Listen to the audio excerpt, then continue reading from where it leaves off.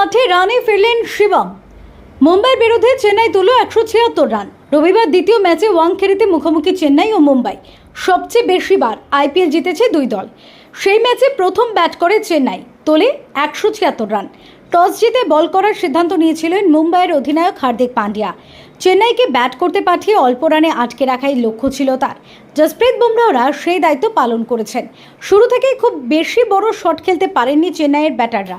Opener শাইখ রশিদ 20 বলে 19 রানের বেশি করতে পারেননি। রাচিন রবীন্দ্র 9 বল খেলে মাত্র 5 রান করেন। চেন্নাই রবিবার আয়ুষ মাত্রেকে নামিয়েছিল। প্রথম ম্যাচে 15 বলে 32 রান করে নজর কাড়েন তিনি। 4টে 4 এবং 2টি ছক্কা মারেন মাত্রে। তিনি চেন্নাইকে বড় রান তোলার পথে এগিয়ে নিয়ে যাচ্ছিলেন, কিন্তু দীপক চহারের বলে মিচেল স্ট্যান্টনারের হাতে ক্যাচ দিয়ে থেমে যায় তার ইনিংস।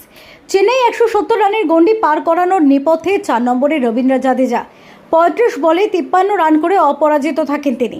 জাদেজাকে সঙ্গ দিয়েছিলেন শিবম দুবে। মুম্বাই তার ঘরের মাঠ, সেখানে খেলতে নেমে 32 বলে 50 রান করেন তিনি। জাদেজা এবং শিবমের জুটিতে 79 রান তোলে চেন্নাই। শেষ বেলায় বড় শট খেলে জাদেজা দলকে লড়াই করার মতো জায়গা করে দেন।